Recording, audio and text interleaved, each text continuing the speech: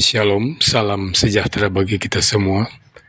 Saat ini saya akan membawakan renungan berdasarkan bahan MTPJ Sinode Ganmim tanggal 27 Oktober sampai 2 November tahun 2024 dengan bacaan Alkitab terdapat pada Mazmur pasal 25 ayat 1 sampai ayat 22 yang berkata demikian. Doa mohon ampun dan perlindungan dari Daud. Kepadamu ya Tuhan, ku angkat jiwaku. Allahku, kepadamu aku percaya. Janganlah kiranya aku mendapat malu. Janganlah musuh-musuhku beria-ria atas aku. Ya, semua orang yang menantikan Engkau takkan mendapat malu. Yang mendapat malu ialah mereka yang berbuat hianat dengan tidak ada alasannya. Beritahukanlah jalan-jalanmu kepadaku ya Tuhan, tunjukkanlah itu kepadaku. Bawalah aku berjalan dalam kebenaranmu dan ajarlah aku, sebab Engkaulah Allah yang menyelamatkan aku. Engkau ku nanti-nantikan sepanjang hari. Ingatlah segala rahmat-Mu dan kasih setiamu ya Tuhan, sebab semuanya itu sudah ada sejak purbakala. Dosa-dosaku pada waktu muda dan pelanggaran-pelanggaranku janganlah kau ingat, tetapi ingatlah kepadaku sesuai dengan kasih setiamu oleh karena kebaikan-Mu ya Tuhan. Tuhan itu baik dan benar, sebab itu Ia menunjukkan jalan kepada orang yang sesat. Ia membimbing orang-orang yang rendah hati menurut hukum, dan Ia mengajarkan jalannya kepada orang-orang yang rendah hati. Segala jalan Tuhan adalah kasih setia dan kebenaran bagi orang yang berpegang pada perjanjiannya dan peringatan-peringatannya. Oleh karena nama-Mu ya Tuhan, ampunilah kesalahanku, sebab besar kesalahan itu. Siapakah orang yang takut akan Tuhan? Kepadanya Tuhan menunjukkan jalan yang harus dipilihnya. Orang itu sendiri akan menetap dalam kebahagiaan, dan anak cucunya akan mewarisi bumi. Tuhan bergaul karib dengan orang yang takut akan Dia, dan perjanjiannya diberitahukannya kepada mereka. Mataku tetap terarah kepada Tuhan, sebab Ia mengeluarkan kakiku dari jaring. Berpalinglah kepadaku dan kasihanilah aku, sebab aku sebatang kara dan tertindas. Lapangkanlah hatiku yang sesak, dan keluarkanlah aku dari kesulitanku. Tiliklah kesengsaraanku dan kesukaranku, dan ampunilah segala dosaku. Lihatlah betapa banyaknya musuhku, dan bagaimana mereka membenci aku dengan sangat mendalam. Jagalah kiranya jiwaku dan lepaskanlah aku. Janganlah aku mendapat malu, sebab aku berlindung padamu. Ketulusan dan kejujuran kiranya mengawal aku, sebab aku menanti-nantikan Engkau. Ya Allah, bebaskanlah orang Israel dari segala kesesakannya. Saudara-saudara yang Kristus kasihi, Mazmur pasal 25 ini adalah sebuah mazmur yang sangat beragam isinya. Sehingga memang tidak gampang memberikan satu judul untuk mazmur yang sangat kaya seperti ini. Kalau saudara membaca Alkitab versi Bahasa Indonesia, di situ diberi judul Doa Mohon Ampun dan Perlindungan. Dan kita pasti bisa melihat mazmur ini dari sudut pandang pemahaman tersebut. Namun kita juga bisa mengikuti sudut pandang pemahaman yang lain, yaitu sebagaimana judul yang diberikan Alkitab terjemahan bahasa Inggris yang berkata, Ajarlah aku jalan-jalanmu.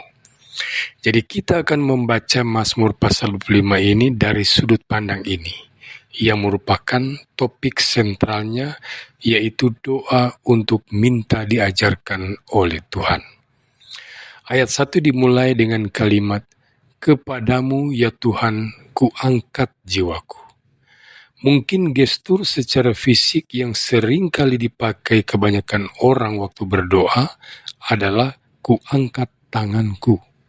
Artinya berdoa dengan mengangkat tangan Kita umumnya di dalam gereja Masehi Injili di Minasa mungkin kurang dalam hal gestur fisik seperti itu. Dan saya percaya salah satu alasannya adalah karena gestur fisik tidak selalu mengekspresikan yang ada di dalam hati. Di dalam spiritualitas gemim seperti ada kecurigaan secara umum terhadap ibadah yang sifatnya didominasi dengan hal-hal eksternal. Maksudnya, bisa saja mengangkat tangan ke atas, tapi hatinya tidak betul-betul bergantung kepada Tuhan, sehingga gestur tersebut seperti tidak ada gunanya. Saya percaya itu sebabnya di Mazmur ini bukan cuma dikatakan, ku angkat tanganku. Mengangkat tangan itu satu hal, tapi di sini dikatakan, ku angkat jiwaku. Memang tidak ada salahnya kalimat ku angkat tanganku, di Mazmur yang lain juga memuat kalimat seperti itu. Tapi penulis Mazmur 25 ini menyadari bahwa urusannya bukan cuma mengangkat tangan, tapi juga mengangkat hati kita. Karena ibadah bukan cuma urusan eksternal saja, tapi juga internal, yaitu dari dalam hati. Kalimat ayat 1 ini sebetulnya boleh juga diterjemahkan dengan agak bebas dan juga merupakan sinonimnya bahwa istilah ku angkat jiwaku berarti kita percaya kepada Tuhan seperti yang dikatakan di ayat 2. Orang yang mengangkat jiwanya kepada Tuhan, dia adalah orang yang juga percaya kepada Tuhan. Atau seperti dikatakan di ayat 20, sebab aku berlindung padamu. Dan dalam hal ini sinonim dengan aku percaya kepada Tuhan.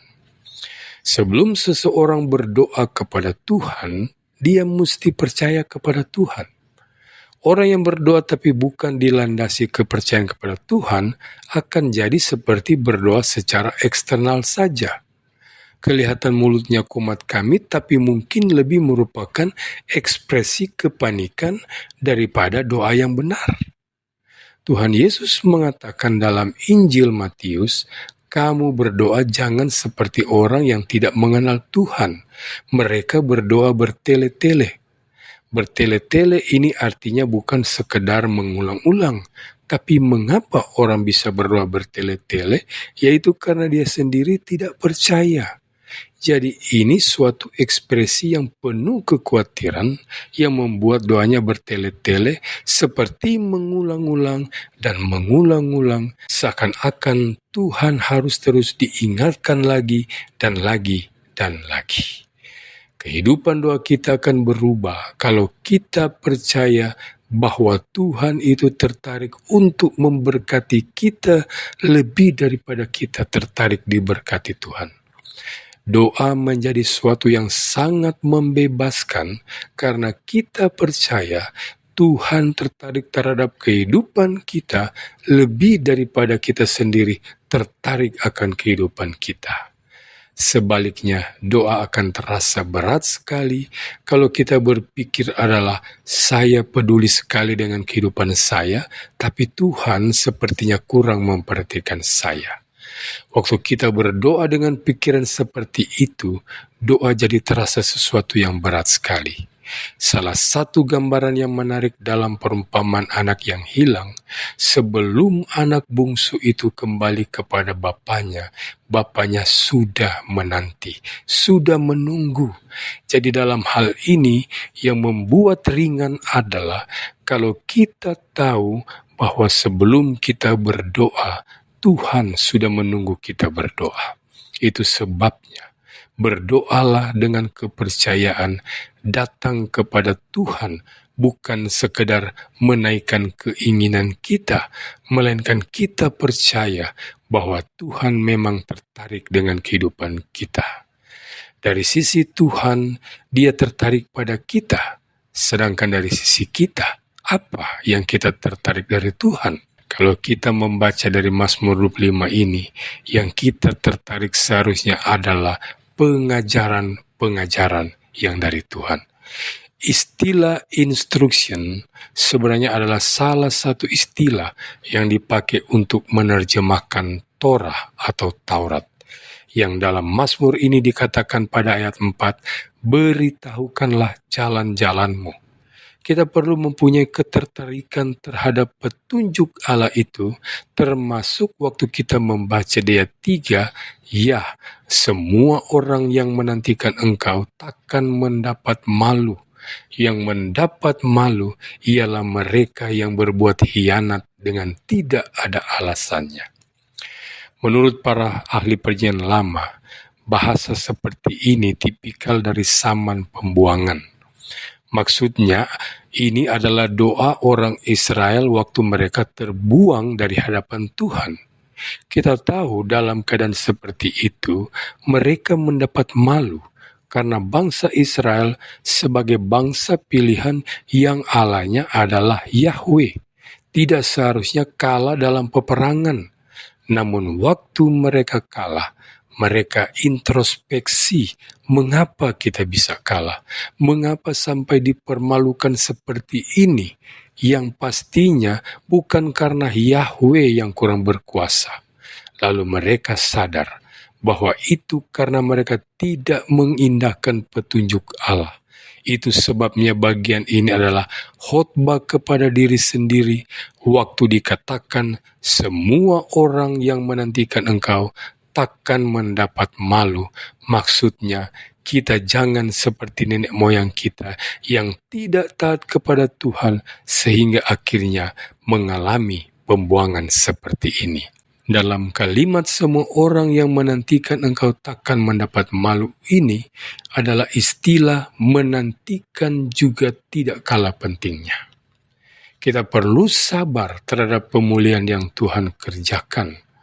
Waktu orang Israel di zaman pembuangan bertobat, mengaku salah, itu bukan berarti besoknya sudah langsung bebas.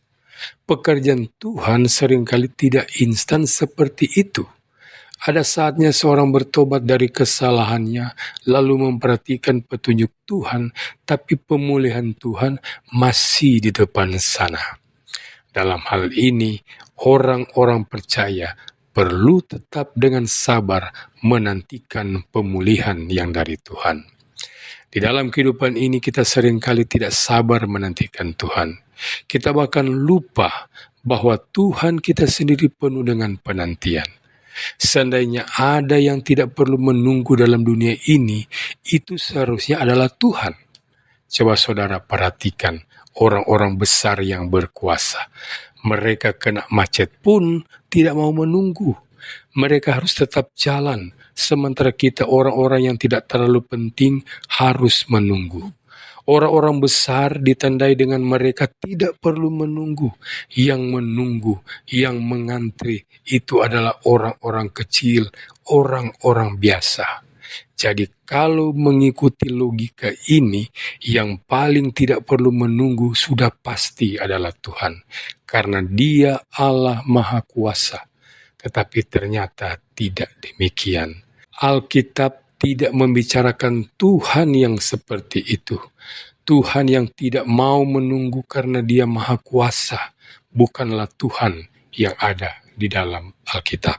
Keindahan dari Tuhan yang ada dalam Alkitab adalah justru karena Dia sabar menunggu. Seperti cerita perumpamaan anak yang hilang, di situ bapaknya sabar menunggu dan menunggu sampai dia kembali. Dan Tuhan mengundang saudara dan saya untuk juga seperti Dia yang juga sabar menunggu. Kalau saudara melihat kehidupan Kristus selama Dia mengajar, Dia juga sangat sabar menunggu pertumbuhan murid-muridnya. Murid-muridnya sulit untuk memahami perkataan Kristus. Mereka seperti tidak mengerti atau lambat mengerti, tapi Yesus dengan sabar mengajar mereka. Pada akhirnya, kita orang-orang percaya juga diajak untuk berbagi dalam kesabaran ilahi ini, yaitu dengan menantikan. Kita bertobat, kita membarui kehidupan kita, tapi itu bukan berarti besoknya kita langsung pulih dan berada di atas lagi. Kita mesti menantikan Tuhan. Bahkan kalau melihat konsep yang kita terima, baik dalam Mazmur pasal 25 maupun Mazmur-Mazmur yang lain, kita akan mendapati bahwa ada saatnya satu generasi bertobat, tapi yang kemudian menikmati adalah generasi berikutnya. Kita yang memperbaiki, lalu yang menikmati adalah anak-anak kita. Menunggu adalah bagian dari ekspresi keluasan hati kita, hati yang tidak egois, karena kalau Anda sudah menunggu, bukan berarti Anda harus mendapat upahnya. Mungkin saja Anda yang menunggu dan yang mendapat upahnya adalah keturunan Anda. Berbahagialah kalau kita ini seperti Tuhan yang punya sikap penantian dengan segala kesabaran. Kapan Tuhan akan memulihkan, itu adalah dalam waktu Tuhan, di dalam kedaulatan Tuhan, dan kita mesti sabar dalam menantikan itu. Bisa menantikan itu juga termasuk dalam petunjuk Allah tadi, karena Tuhan mau supaya kita belajar menunggu. Saudara-saudara, di bagian ini, bahwa petunjuk atau dalam bahasa Mazmur pasal 5 ayat 4, jalan-jalanmu adalah sesuatu yang sentral. Ini adalah isi permohonan pemazmur, yaitu beritahukanlah jalan-jalanmu kepadaku, tunjukkanlah jalan-jalanmu kepadaku, bawalah aku berjalan dalam kebenaranmu, ajarlah aku. Inilah permohonan pemazmur. Lalu bagaimana pemazmur menggambarkan Tuhan di dalam pasal ini? Di ayat 8-10, saudara membaca, Tuhan itu baik dan benar. Ia menunjukkan jalan kepada orang yang sesat. Penjelasannya adalah Tuhan yang menunjukkan jalan. Ia membimbing orang yang rendah hati menurut hukum. Ia mengajarkan jalannya. Inilah gambaran pemazmur tentang Tuhan. Ayat 12-14 pun sentralnya adalah petunjuk. Apakah ajaran hidup berbijaksana itu? Jawabannya yaitu orang yang takut akan Tuhan, yang kepadanya Tuhan menunjukkan jalan yang harus dipilihnya. Selanjutnya ayat 13, ini sedikit kembali pada hal yang tadi sudah kita bicarakan, yaitu orang itu sendiri akan menetap dalam kebahagiaan dan anak cucunya akan mewarisi bumi. Sekali lagi, kita yang sabar menantikan Tuhan, mungkin kita tidak langsung menuai, tetapi seperti dikatakan di sini, anak cucunya, generasi berikutnya akan mewarisi bumi. Namun intinya adalah kalau kita sendiri memelihara diri berdasarkan hukum atau petunjuk Tuhan. Apa yang dapat kita pelajari dari kaitan antara doa dengan petunjuk Tuhan itu? Kita bisa melihat di situ bahwa aspek belajar dengan rendah hati adalah bagian yang sangat penting dari doa. Waktu kita berdoa, bukan tidak boleh mengatakan kebutuhan atau kesedihan saudara. Itu termasuk doa juga pastinya. Tetapi doa menjadi tidak komplit kalau kita tidak minta Tuhan mengajarkan kepada kita jalan-jalannya. Salah satu aspek yang sangat penting dalam doa adalah bagaimana kita meminta Tuhan mengajar kita. Hal itu juga menyatakan ketertarikan kita akan Tuhan sehingga kita mau mengetahui jalan-jalannya. Kita mau mengetahui kehendaknya. Orang yang berdoa tapi dia hanya memberitahukan kesulitannya, pergumulannya, dan sebagainya, sedangkan dia sendiri tidak tertarik mengetahui jalan Tuhan, bagaimana bisa ada pemulihan? Bukankah dikatakan seringkali doa mengubah si pendoa itu sendiri? Salah satu subjek dalam doa kita harusnya adalah tentang bagaimana kita belajar untuk mengenal jalan-jalan Tuhan. Barulah di situ kita betul-betul bisa jadi orang Kristen yang bertumbuh. Karena ini bukan cuma tentang diri kita dan kebutuhan kita, melainkan tentang Tuhan dan jalan-jalannya yang seharusnya kita tertarik untuk mengetahuinya, mengalaminya, dan menaatinya dalam kehidupan kita. Saudara-saudara, dengan penekanan petunjuk sebagai topik sentral, hal kedua yang bisa kita lihat yaitu adalah hubungan dialektis antara pemberian Tuhan dengan tanggung jawab kita. Saya kasih contoh supaya kita bisa memahaminya dengan lebih sederhana. Misalnya, di ayat 14 dikatakan, Tuhan bergaul karib dengan orang yang takut akan Dia, dan perjanjiannya diberitahukannya kepada mereka. Jadi kalau dari ayat ini, orang yang punya sikap hati takut akan Tuhan, Tuhan akan memberitahukan perjanjiannya. Juga ayat 10 dikatakan, segala jalan Tuhan adalah kasih setia dan kebenaran bagi orang yang berpegang pada perjanjiannya dan peringatan-peringatannya. Jadi kalau kita berpegang pada perjanjian dengan Tuhan, Tuhan akan menunjukkan jalannya kepada kita.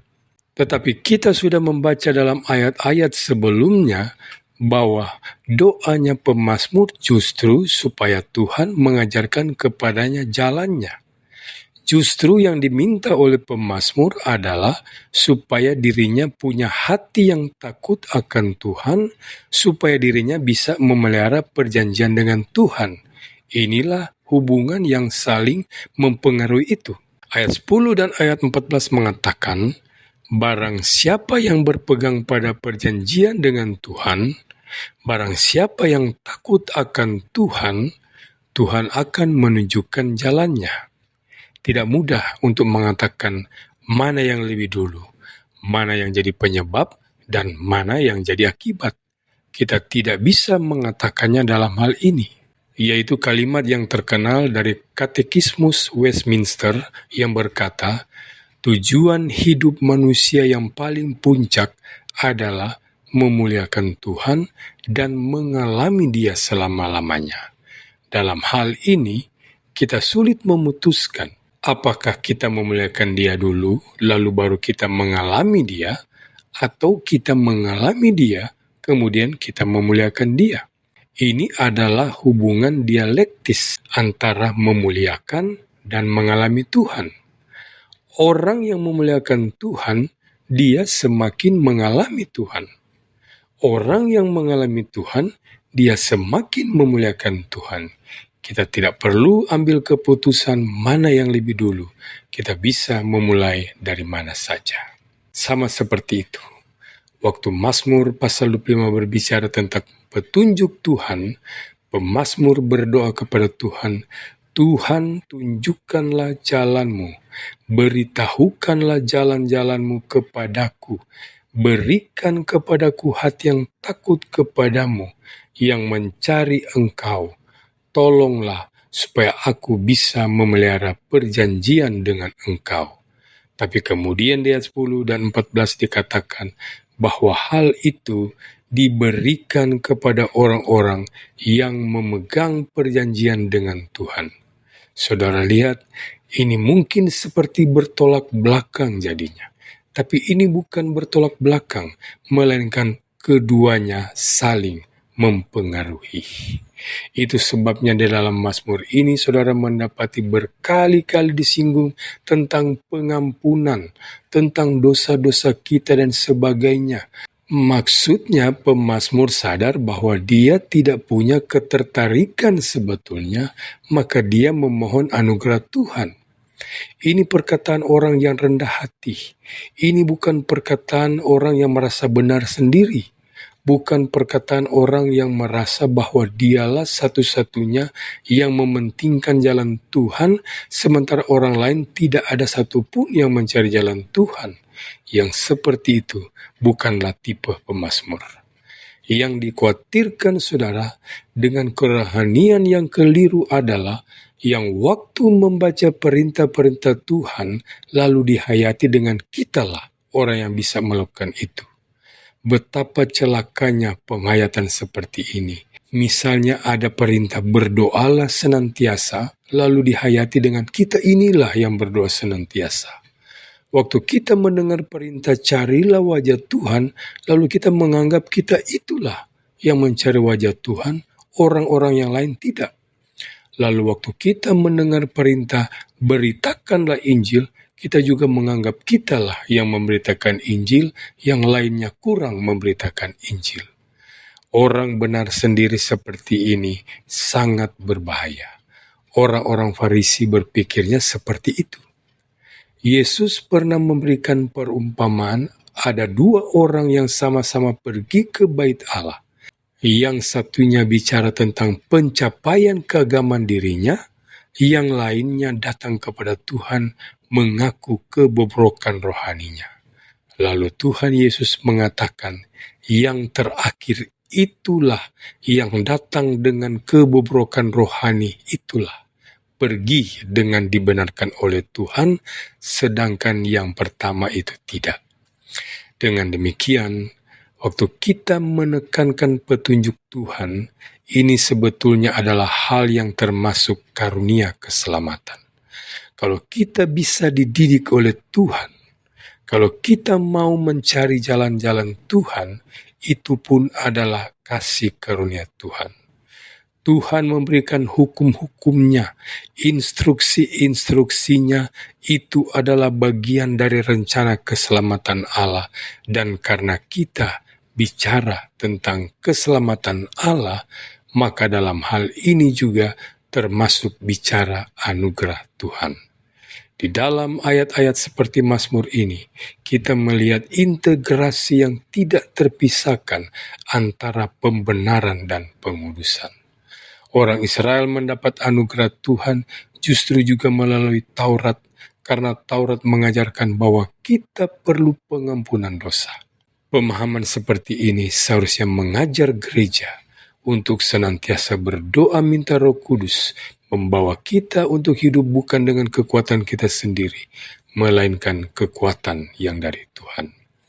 Kita menghidupi kehidupan kekristenan kita bukan berdasarkan ketekunan kesalehan kita sendiri, melainkan karena kuasa Allah dan belas kasihan ilahi.